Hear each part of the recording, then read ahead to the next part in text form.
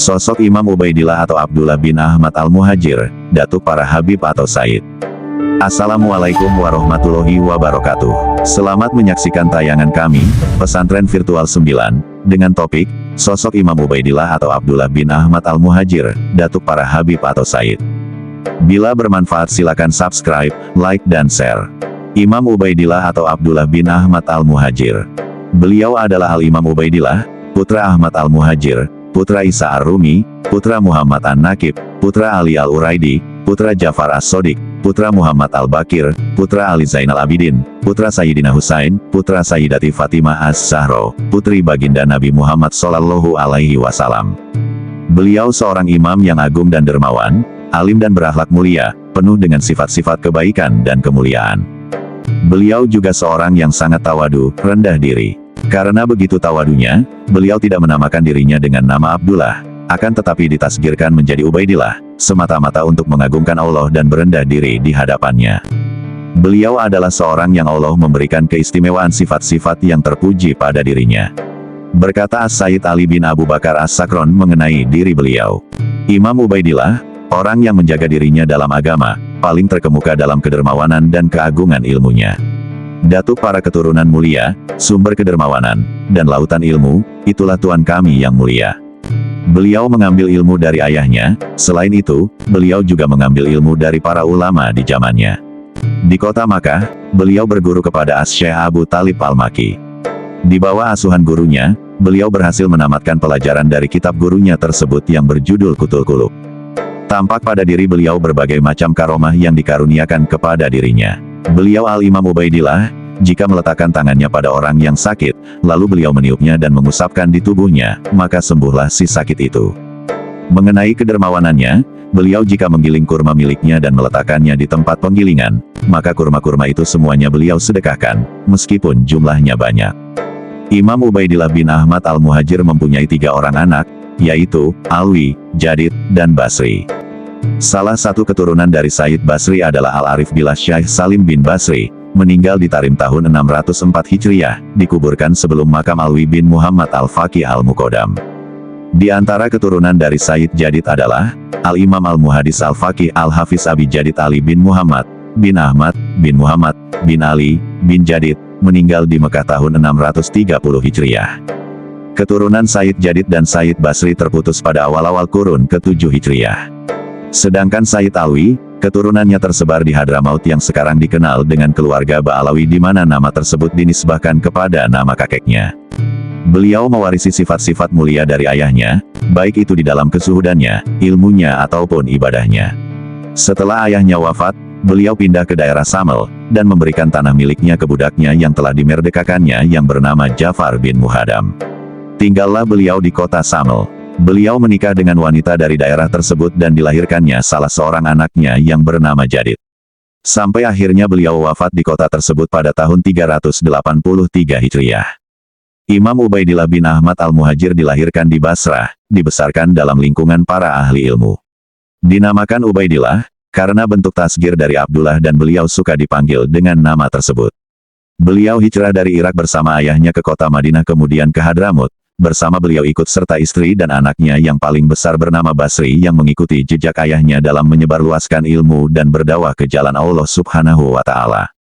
Guru beliau adalah ayahnya sendiri Imam Ahmad bin Isa. Pada tahun 317 Hijriah beliau mengadakan perjalanan ke Makkah dan sekaligus menunaikan ibadah haji ke Baitullah. Imam Ubaidillah bin Ahmad bin Isa adalah seorang yang hafal hadits. Para ulama banyak meriwayatkan hadits darinya. Beliau juga merupakan ulama kenamaan di zamannya. Harta kekayaan beliau berupa perkebunan yang subur dan luas. Beliau membeli tanah yang luas di Sumal dan Bait Jubair untuk membantunya membiayai kegiatan dalam penyebaran ilmu dan infak ke jalan Allah Subhanahu wa Ta'ala. Beliau selalu menanamkan kepada anak-anaknya dengan pelajaran atas dasar manhaj Ahlus Sunnah. Beliau wafat setelah kaidah-kaidah yang dipelopori oleh ayahnya telah tumbuh subur. Beliau wafat di Sumal tahun 383 Hijriah. Awal Sufi di Hadramaut. Pendiri pertama Madrasah Bani Alawi yang hanya padanya manhaj Sa'adah Bani Alawi melekat, sebagaimana telah disebutkan ialah Al-Imam Al-Muhajir yang pada saat itu beliau hidup di tengah-tengah zaman yang penuh fitnah, beliau pula yang pertama kali menumbuhkan dasar-dasar manhaj tersebut. Setelah beliau wafat, manhaj beliau diteruskan oleh anaknya Ubaidillah yang hidup di zaman ayahnya dengan menyaksikan berbagai cara beramal dan dakwah. Beliau juga merupakan orang pertama yang mengambil ijazah ilmu usul Ahlus Sunnah wal Jamaah di Mekah dan Madinah. Beliau pergi ke Mekah diutus oleh ayahnya, di mana hal tersebut merupakan saksi yang agung akan kecintaan Al-Imam Al-Muhajir terhadap usaha mengembangkan wawasan, dengan mengambil pemikiran-pemikiran baru yang tercermin dalam cara berpikir anak-anak dan cucunya sebelum manusia yang lain. Ubaidillah bin Ahmad tidak saja cukup mempelajari ilmu usul dan hadits di Makkah Mukarramah, bahkan beliau mempelajari ilmu tasawuf dan ilmu akhlak kenabian kepada guru besar Ahlus Sunnah Imam Al-Alamah Al-Syekh Abu Talib Al-Maki, yang wafat pada tahun 386 Hijriah. Kepada gurunya beliau membaca kitab Qut Al-Qulub. Sebagaimana mempelajari ilmu fikih, beliau selalu diijazahkan dari setiap periwayatan dan sanad. Dari sinilah menyambung sanad keluarga Abi Alawi dan madrasah mereka kepada sanad Ahlus Sunnah. Untuk masalah ini para ahli sejarah menjelaskannya, dalam biografi Ubaidillah bin Ahmad, di antaranya, Ubaidillah bin Ahmad, beliau orang yang pertama kali membawa ajaran tasawuf di Hadramaut. Beliau kembali ke Hadramaut pada zaman ayahnya masih hidup, dan ayahnya memberikan izin kepada beliau untuk menyebarkan ilmu yang bermanfaat kepada manusia hingga ayahnya wafat pada tahun 345 Hijriah. Maka kepemimpinan ayahnya berpindah kepadanya. Beliau telah meletakkan tasawuf dalam mimbar ilmu dan dakwah sebagaimana hal tersebut telah dilakukan oleh Al-Imam Al-Muhajir, sehingga para ulama, ahli syair pada zamannya memuji akan keutamaan ilmu dan kemuliaan serta kedermawanannya. Beliau telah berakhlak seperti akhlak kakeknya Rasulullah Shallallahu Alaihi Wasallam. Dan ketika ayahnya wafat di Husaisah pada tahun 345 Hijriah, kehilafahan ilmu dan dakwah kembali kepadanya. Dan masyarakat sangat mengharapkannya di berbagai tempat, dan ini menunjukkan bahwa beliau banyak berdakwah ke pelosok daerah. Maka berangkatlah beliau ke desa Sumal dan menghadiahkan semua tanah dan apa yang dimilikinya semua kepada Maulana Ja'far bin Mahdam, sebagaimana hal tersebut telah dilakukan oleh ayahnya Al-Muhajir, yang membeli perkebunan kurma ketika beliau tiba di Hajrain Hadramaut, kemudian berpindah lagi ke daerah Bani Jusaib sebelum akhirnya beliau menetap di Husaisah. Beliau menghadiahkan semua harta dan perkebunannya kepada Maulana Suwaih yang termasuk Maula yang terdahulu ikut serta hijrah dari Irak. Di Sumal dan di Bait Jubair beliau mengusahakan sumber kehidupan untuknya dan untuk para pengikutnya dengan membeli sebidang tanah pertanian dan perkebunan kurma. Al-Imam Ubaidillah bin Ahmad telah mendirikan kaidah-kaidah ilmu dan syariah dan dakwah ke jalan Allah Subhanahu wa Ta'ala berdasarkan manhaj berpikir yang telah diterima bulat oleh para ulama Ahlus Sunnah di Hadramaut. Di mana saat itu terdapat ulama dari keluarga Abi Fadl dan dari keluarga Al-Khatib di negeri Tarim, sebagaimana dengan kaum Khawarij dan beberapa ulama mereka, yang mengambil hujah serta keterangan-keterangan dari uslub yang diajarkan oleh ayahnya, dengan cara akhlak yang mulia tanpa mendahulukan rasa fanatik dan hawa nafsu, sehingga keadaan Hadramaut berubah menjadi negeri Ahlus Sunnah, dikarenakan beliau, begitu pula pada zaman ayahnya.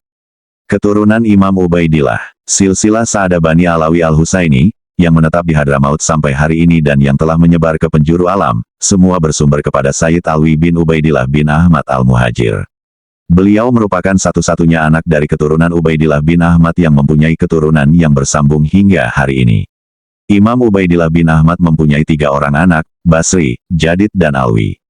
Basri dan Jadid mempunyai keturunan yang tinggal di Hadramaut dan terputus pada awal tahun 700 Hijriah, hingga tidak ada lagi dari keturunannya yang tercatat dalam silsilah dan biografi keluarga Alawi. Pengarang kitab Ghuror Al-Bahaul Dawi menulis, sesungguhnya keluarga Bani Jadid terputus begitu pula keluarga dari Bani Basri, yang hidup paling akhir dari keluarga Jadid ialah seorang wanita di Zubaid yang bernama Jadidah. Alwi bin Ubaidillah mempunyai banyak keturunan yang tersebar di Hadramaut, Yaman, Hijaz, Mesir, Kholij, Indonesia, Afrika Timur, India, Thailand dan negeri lainnya.